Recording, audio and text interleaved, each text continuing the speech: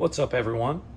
It's going to be an experiment day today, and I want to take you guys along for the ride and see if we can make some nacho cheese with what we have. Let's get going.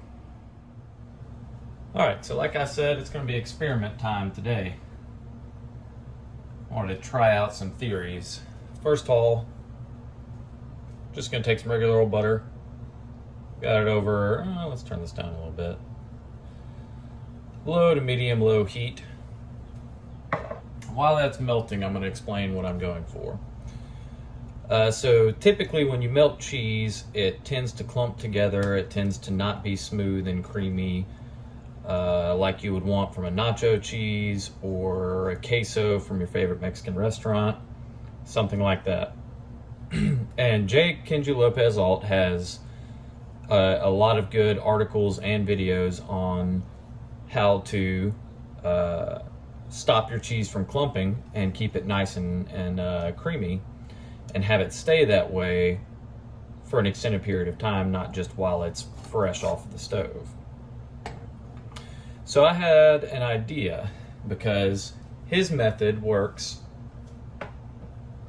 by using cornstarch and evaporated milk with cheese. And you can use this for any cheese.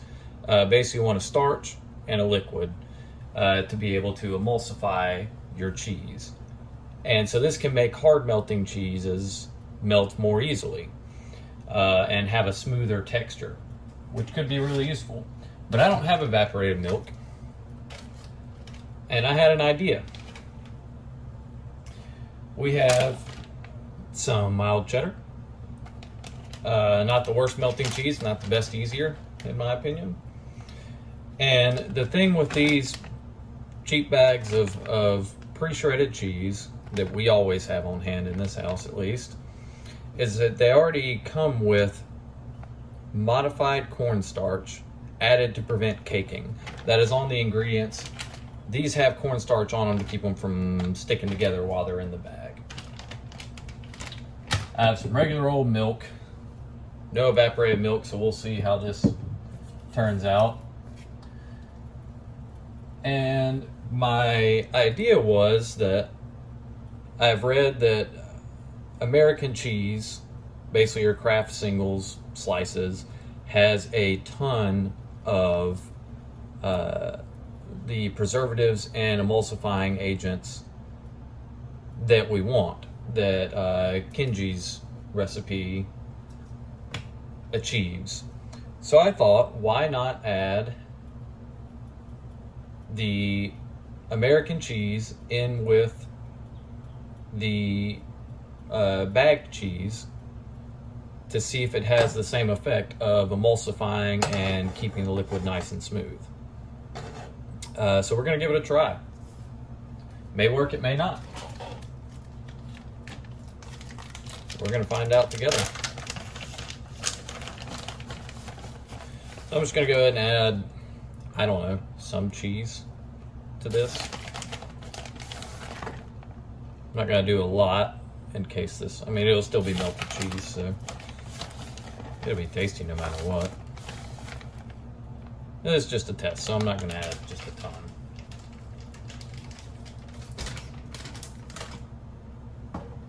And I'm going to stir that around and get it in the butter.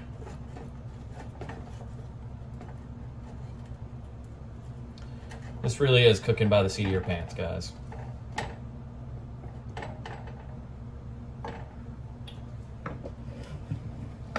And I'm going to go ahead and add a little bit of this milk. I have no clue on measurements. I'm just going to eyeball it and watch it as it goes. I'll probably edit out the watching part. It's not exactly riveting content. But I want to go ahead and get this to start melting without burning and start to mix in. I may have to add a little more cheese, we'll see.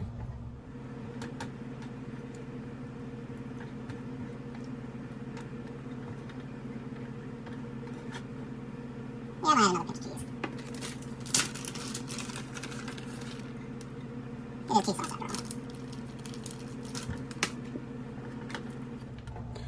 It is cheese sauce after all. See the cheese starting to melt down a little bit, starting to incorporate a bit with that milk and butter. And what I'm hoping is that this American cheese will be almost a binding agent to really mix these things together. So you can see they don't want yet to fully mix together. Starting to. So right now, let's go ahead and add our slice of pasteurized cheese product.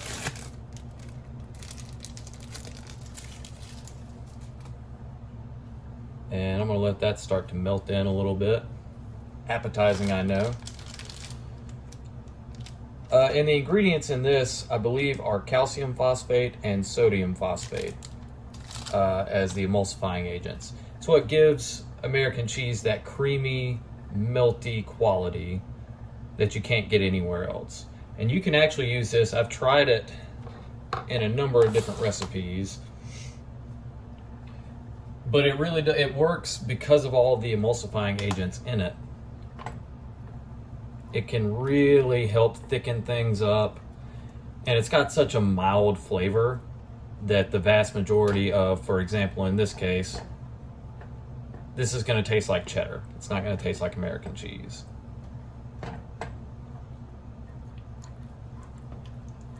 So what I'm going to do is stir this for a while until it starts to thicken up a bit. Well, it already is. So one important thing is you do want to stir it pretty much constantly until you get the consistency you like. And if you need to, add a little bit more cheese or milk. This is getting pretty thick, so I might actually add a little more milk. And you can see it's already getting that nacho cheese consistency. And in fact, it is thickening up very nicely. I'm actually going to add just a bit more milk.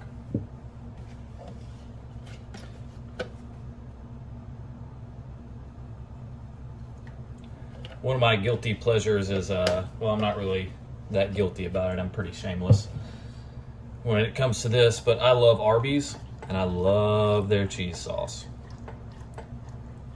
And what we're going for is pretty much that kind of consistency. I'm going to keep stirring this for a minute, adding milk as I feel like I need to, and we'll check back in just a few minutes and finish it up.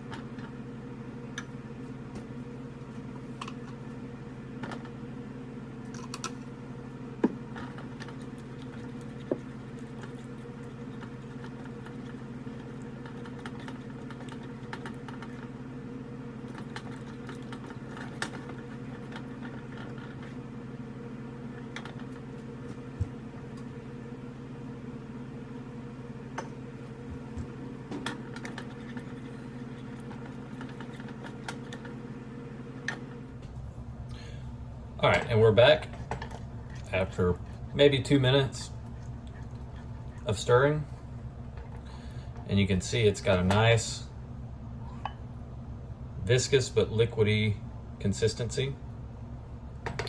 So the last thing, you can of course season this any way you like. I'm going for traditional nacho cheese. So I'm gonna go for some good old Crystal hot sauce. And I'm going to put it in there until I feel like it's enough. Just to give it that little bit of kick.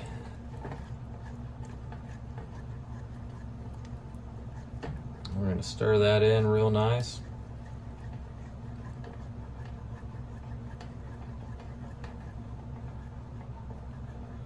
Now this is not going to be shelf stable, but if you want to, you can keep it in the fridge.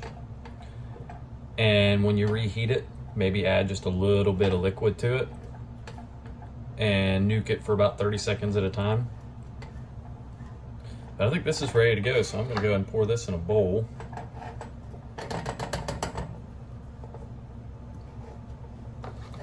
Hopefully we can see just how nicely it pours. Not if I block it like that.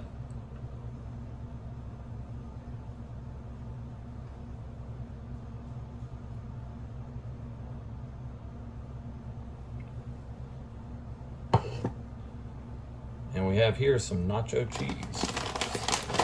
I'm gonna grab a chip. Turn this off so I don't melt my bowl.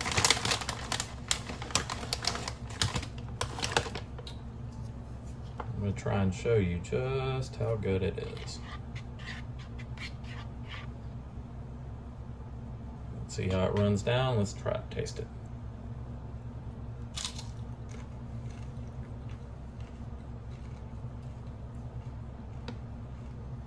That can use just a little bit of salt. I held off because the cheese itself is a little bit salty, so.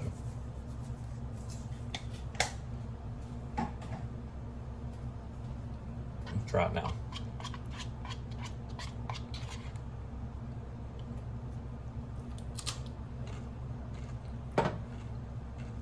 Works like a charm.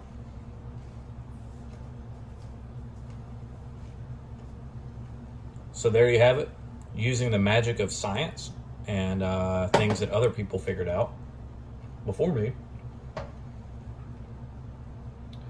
We know that you can add a slice of American cheese, really any kind of processed cheese, as an emulsifying agent.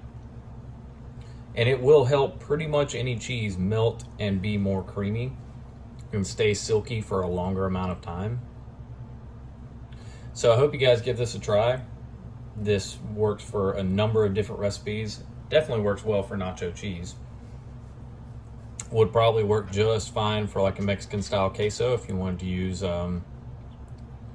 actual queso cheese or mozzarella, something like that. Add some peppers in here. The world is your oyster.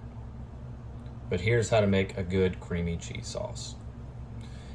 As always, have a fantastic day. Let me know if you make it and let me know how it goes. And happy cooking. Cook with what you got.